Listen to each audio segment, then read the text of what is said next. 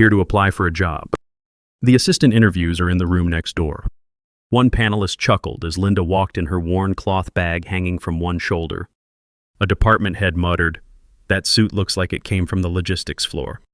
While the other candidates strutted in with Ivy League resumes and polished looks, Linda simply smiled and placed her handwritten notebook on the table. Until the CEO entered, and bowed his head, then addressed her as chairwoman. Linda Parker stepped into the boardroom, her plain gray suit hanging neatly but unremarkably on her slim frame.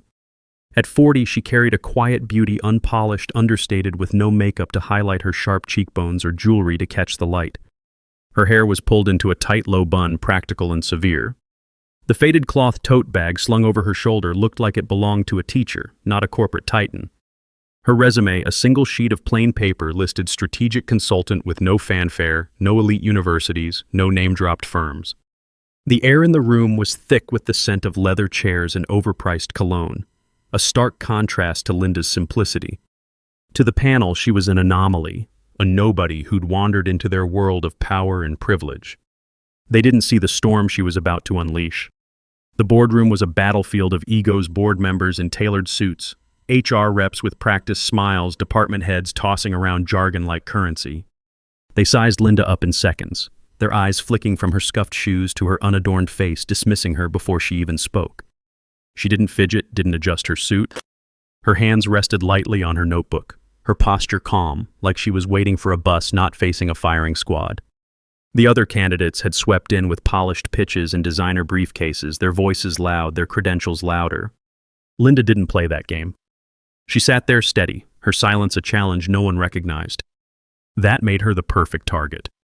"Hey, before we get deeper into what happened, can you do me a favor? Grab your phone, hit that like button, drop a comment below, maybe just where you're watching from, and subscribe to the channel. It helps keep stories like Linda's out there shining a light on what she faced and how she fought back. It's a small thing, but it means the world to keep this truth alive. All right, let's dive back in." The mockery came fast, sharp, like a blade slicing through the room's polished veneer. Susan, an HR rep with a sleek bob and a smile that never reached her eyes, leaned forward, her voice laced with pity. "Linda, is it? Your resume's awfully modest. Did you mean to apply for the C-suite, or is this a clerical role mix-up?" The room snickered a low, cruel hum that echoed off the glass walls. Richard, a finance manager with a garish tie and a smirk that screamed entitlement, piled on. "That suit's straight out of a discount bin, isn't it? Did you pick it up on your way here?" The laughter grew bold and biting, heads turning to see if Linda would crack. Her fingers tightened slightly on her pen, but her face stayed calm, her eyes steady. "I'm here for the executive role," she said, her voice clear, unyielding. Susan's eyebrow arched, but the room's mockery rolled on. The cruelty deepened during the opening questions when Victor, a wiry board member with a tailored suit and a habit of tapping his pen like a metronome, decided to turn Linda into a spectacle. "Let's be real," he said, his voice carrying across the table. "You look like you're here to fetch coffee, not run a company. Got any secretarial experience you want to share?" The room erupted laughter, bouncing off the walls, a few panelists smirking as they leaned back in their chairs. Emily, a marketing director with flawless makeup and a sharp edge, joined in. "No offense, Linda, but you'd fit better in the mailroom than the boardroom." Linda's hand paused on her notebook, her eyes locking onto Victor's. "I've led companies through bankruptcy to profit," she said, her voice low, precise. "Want the case studies?" Victor's pen froze, but the room's laughter lingered, sharp and relentless. Then came a moment that cut through the noise. The panel threw out a hypothetical crisis, a supply chain breakdown during a global shortage, the kind that sinks companies. Other candidates had stumbled, tossing out buzzwords or dodging the question. Linda didn't. She stood, grabbed a marker, and mapped out a solution on the whiteboard, rerouting logistics through secondary ports, renegotiating vendor terms, and stabilizing cash flow with a single bold move. "Your current model's got a 12% inefficiency," she said, circling a figure with sharp precision. "Fix that and you're back in control." Richard's smirk vanished, his pen scribbling notes. Susan's tight smile faltered, her eyes darting to the board. Linda sat down, her face calm, like she'd just solved a crossword puzzle. The room was quieter now, but the mockery wasn't done. The bullying surged again during a coffee break when Linda stepped out to refill her water bottle. A cluster of panelists loitered by the espresso machine, their voices loud, unguarded. Karen, a legal advisor with a designer scarf and a venomous tone, didn't bother whispering. She's got no business here, she said, stirring her latte. That tote bag's straight out of a thrift store. What's next? She pulls out a coupon book. The group laughed, their eyes flicking to Linda as she returned her bottle in hand. Greg, a strategy head with a booming laugh, added, Bet she's moonlighting as a substitute teacher. Linda set her bottle down, her movements deliberate, her eyes sweeping the group. I'm here to fix your company, she said, her voice quiet but piercing. Not to shop. Karen's stirrer snapped in her hand, but the laughter trailed Linda back to her seat. The room didn't relent, it got meaner. Charles, a silver-haired board member with a Rolex and an air of old money, flipped through Linda's resume like it was junk mail. Strategic consultant, he read aloud, his voice dripping with sarcasm. Sounds like a fancy way to say unemployed. What's your real experience? The panel nodded, their eyes glinting with amusement. Mark, a department head with a loud voice and an MBA he mentioned every chance he got, chimed in. Come on, Linda, this is a C-suite role. We need someone who looks like they belong, not someone who shops at the dollar store. The laughter was sharp, a few panelists clapping like it was a comedy show. Linda opened her notebook, her movements slow, deliberate. I've turned around failing companies, she said, her voice firm. Check the results. Charles snorted, but a few heads tilted, curiosity flickering despite the scorn. A subtle shift came during a question about corporate culture. The panel asked Linda how she'd tackle a toxic workplace, expecting a generic response. She leaned forward, her hands clasped, and laid out a plan. Anonymous reporting channels, leadership accountability audits, and a zero-tolerance stance on harassment. Your turnover's up 15% because employees don't trust you, she said, her voice calm but unrelenting. Start by listening to the people you've ignored. The room went silent, Emily's perfect smile fading, her pen idle. Charles shifted in his seat, his Rolex catching the light. Patricia, the legal counsel, made a note, her face unreadable but her nod slight like a crack in the panel's armor. Linda leaned back, her face still, but the air felt charged heavy with something new. The mockery turned vicious during a group exercise when Laura, a communications director with a polished accent and a habit of twirling her hair, decided to bait Linda. So Linda, she said, her voice syrupy, if we put you in front of our top investors, how do you think they'd react to, well, this? She gestured at Linda's suit, her tote bag, her entire presence, her tone thick with pity. The room laughed, a cruel rolling sound, people nudging each other like it was a game. A junior panelist named Tom, a supply chain manager with a loud laugh, piled on. Yeah, they'd think she's here to clean the boardroom. Linda's fingers curled slightly around her pen, her eyes locking onto Laura's. Investors want returns, she said, her voice steady, clear. Not a fashion show. Laura's hair twirling stopped, her smile tightening, but the room's laughter lingered like a bruise. Another twist landed during a question about innovation. The panel asked Linda to critique their product development strategy, expecting her to fumble. She didn't. She flipped open her notebook, her pen marking key points, and tore their approach apart. You're spending 30% too much on R&D with no clear pipeline, she said, her voice calm but razor sharp. Redirect half to customer feedback loops and you'll double your hit rate. She backed it up with examples, specific companies, specific years, specific results. Patricia, the legal counsel, looked up, her glasses slipping. You consulted for those turnarounds? She asked, her voice low but sharp. Linda nodded, her face unchanged. Among others. The room buzzed, whispers rippling, the panel's confidence fraying at the edges. The pressure kept building like a storm ready to break. The panel shifted to rapid-fire questions, each one designed to trip Linda up. Charles, the board member, went for blood. Let's say you tank the stock price with a bad call. What then? You don't look like you can handle that kind of heat. His tone was icy, his eyes glinting with challenge. Susan piled on, her voice sharp. This isn't a place for amateurs, Linda. We need winners, not whatever you are. The room was tense, every eye on her. Linda leaned forward, her hands clasped. I'd fix it, she said, her voice firm, clear. I've pulled companies out of worse. Have you? The room froze, Charles's jaw tightening, but the mockery didn't stop. The bullying escalated during a mock negotiation when Mark, the MBA guy, was paired with Linda to role-play a vendor contract. In front of the panel, he smirked, his voice loud, performative. This is a waste of time, he said, cutting her off mid-sentence. She's not even in my league. Look at her. She's ready to haggle at a flea market, not close a deal. The room roared, people clapping, their laughter a wall of sound. Linda stood at the table, her hands still, her eyes on the contract. She didn't blink, didn't react, but her fingers curled slightly, the only sign of the sting. "Let's finish the exercise," she said, her voice low, steady, and slid the contract toward him. Mark's smirk stayed, but the room's laughter felt like a physical weight. Linda turned the negotiation into a masterclass. She countered Mark's aggressive tactics with calm, precise moves, securing better terms while exposing his oversights. When the exercise ended, Patricia spoke up, her voice firm. Linda's strategy saved 15% on costs and locked in a long-term vendor, she said. Mark's approach would have cost us leverage. The room went quiet, Mark's face burning as he sat down. Linda packed up her notes, her movements steady, her face calm. A few panelists exchanged glances, their smirks fading, their notebooks open for the first time. The air shifted, the panel's confidence cracking like glass under pressure. The cruelty didn't soften, it got personal. During a lunch break, as Linda ate a sandwich from her tote bag, Karen, the legal advisor, leaned over to Susan, her voice loud enough to carry. "She's eating like she's at a church picnic," she said, her latte in hand. "Does she even know what a corporate lunch looks like?" The group laughed, their eyes darting to Linda's plain meal. Greg, the strategy head, added, "Bet she brought that in a brown paper bag." Linda took a slow bite, her eyes steady on her sandwich. "It's food," she said, her voice calm, cutting through the giggles. "Does the job—" Karen's latte spilled slightly, her face flushing, but the room's mockery rolled on, relentless. Another twist came during a question about financial strategy. The panel asked Linda how she'd handle a sudden cash flow crisis, expecting her to falter. She didn't. She outlined a plan divesting non-core assets, renegotiating debt terms, and launching a targeted revenue stream that was so precise it stunned the room.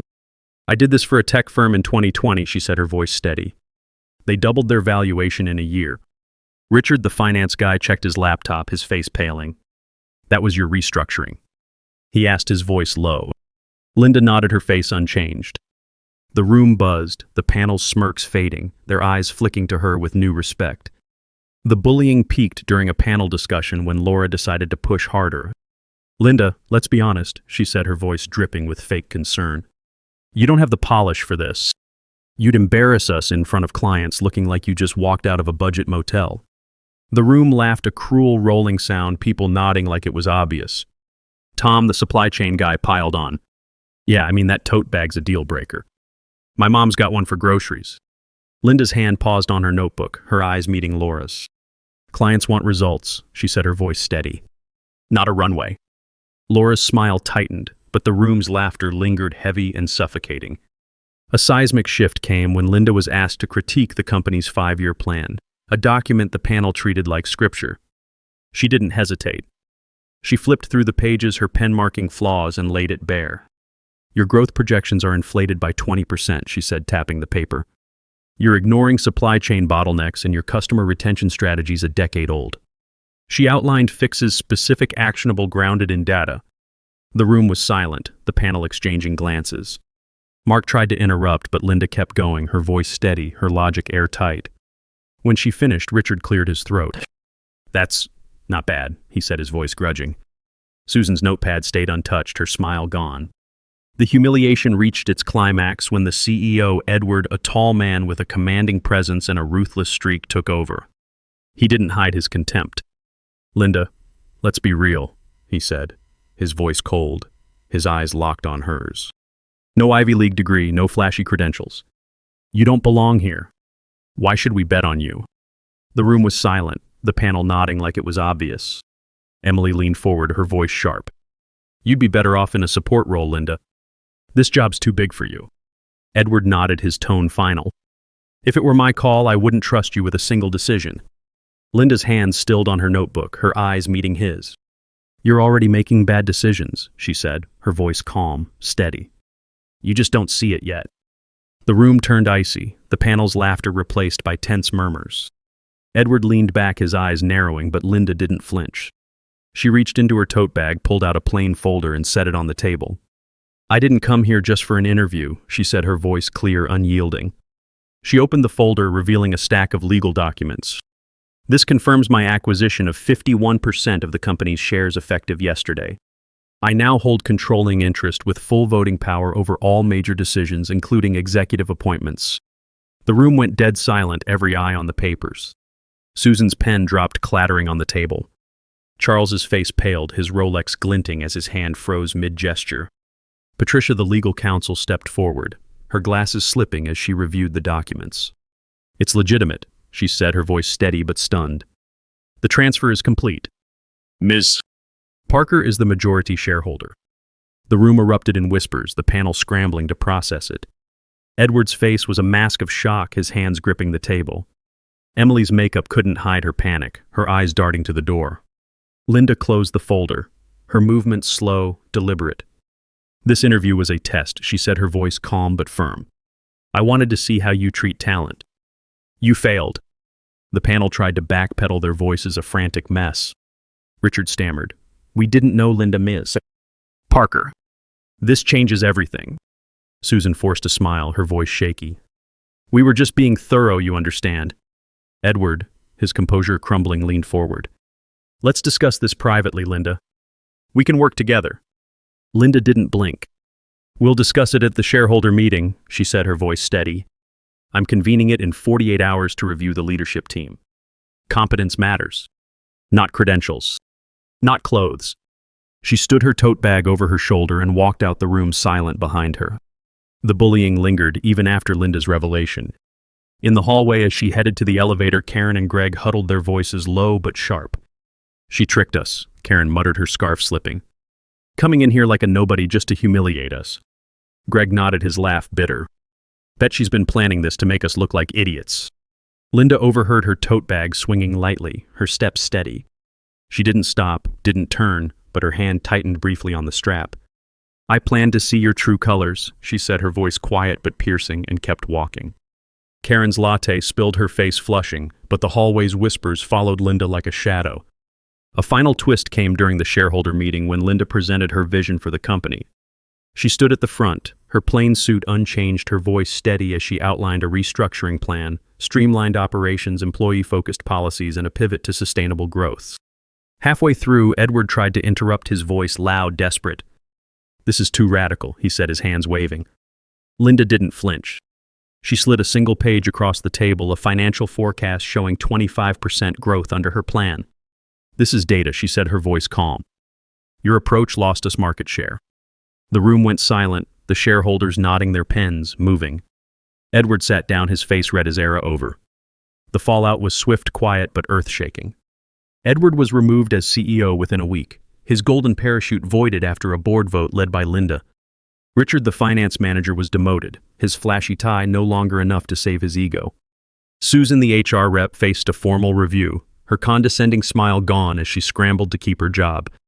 Emily, the marketing director, lost her sponsorship with a major brand after her comments were leaked online, her social media presence crumbling overnight. The consequences weren't loud or vengeful, they were just reality catching up, the truth balancing the scales. Linda took her place as chairwoman of the board, her authority unquestioned. She didn't strut or gloat. She showed up every day, her plain suit pressed, her tote bag at her side, and got to work. The company changed under her new policies, prioritizing merit, diversity, and fairness. Toxic managers were let go, replaced by people who'd been overlooked for too long. Board meetings were no longer ego contests, they were about results. Linda didn't raise her voice, didn't need to. Her presence was enough, her decisions grounded in a vision no one could argue with. The truth about Linda started slipping out bit by bit. During a board meeting, someone noticed her signature on a contract, a name tied to one of the wealthiest families in the country. Whispers spread, not cruel this time, but awed. "She's a Parker. Like the Parkers." A junior employee found an old photo online, Linda younger, standing next to her father at a charity event, her plain dress a stark contrast to the gala's glitz. No one asked her about it, but the pieces clicked. She'd grown up with power, but chose restraint, discipline, humility. One afternoon, Linda was at her desk, her notebook open, when a new hire, a nervous young woman named Anna, approached. "I heard what you did," Anna said, her voice shaky. "I've been scared to speak up about some things here. Can you help?" Linda set her pen down, her eyes steady on Anna's. "Document everything," she said. "I'll sit with you in HR." Anna's shoulders relaxed, a small nod, her only response. Linda didn't smile, but her presence was a promise. Things were different now. The company's culture shifted slowly but surely. Workshops on respect and inclusion became mandatory. Posters went up in the break room, value results, not resumes. Linda's name wasn't on them, but everyone knew why they were there. She became a quiet legend, the woman who'd walked into a room of egos and flipped the table. Other employees started speaking up about unfair treatment, overlooked ideas, moments they'd let slide. Linda listened, nodded, made changes. She didn't need a spotlight. Her work spoke for itself. Then her husband arrived. It was late, the office nearly empty, just a few stragglers finishing up. James Parker walked through the glass doors, his suit understated but sharp, his presence calm but commanding. He was a venture capitalist, a name that carried weight in boardrooms across the country. The security guard stood straighter, his nod respectful. James walked to Linda's office where she was reviewing a contract. "Ready, Lynn," he said, his voice low, warm. She smiled a small private smile and grabbed her tote bag. The few people left in the office froze. Richard, now a mid-level manager, was at the copier, his hands fumbling. Emily, grabbing her purse, stopped mid-step. Susan, leaving a meeting, looked away, her face pale. Linda and James walked out together, her steps matching his, her tote bag swinging lightly. No one said a word, but the air was thick with realization. The company wasn't just Linda's, now it was hers in a way no one had imagined. The mockers were gone or humbled, their careers reshaped by their own actions. Linda didn't look back, didn't need to. Her truth was in her work, her silence, her unshakable strength. The industry took notice. Articles popped up calling Linda the quiet titan who'd transformed a corporate giant. Her story spread, inspiring employees and offices far beyond her own. "Never judge a leader by her appearance," one headline read. "The quiet one may own the company." Linda didn't read the articles, didn't chase the praise. She kept going, her notebook open, her focus on the next challenge.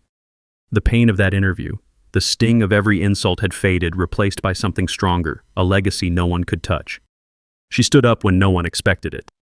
Took the hits, carried the weight, and changed the game. You felt that, haven't you? The burn of being underestimated, the quiet fight to prove you're enough. Linda's story is for anyone who's been judged and kept going. You're not alone. She wasn't either. Where are you watching from? Leave a comment below and hit follow to walk with me through heartbreak, betrayal, and finally healing.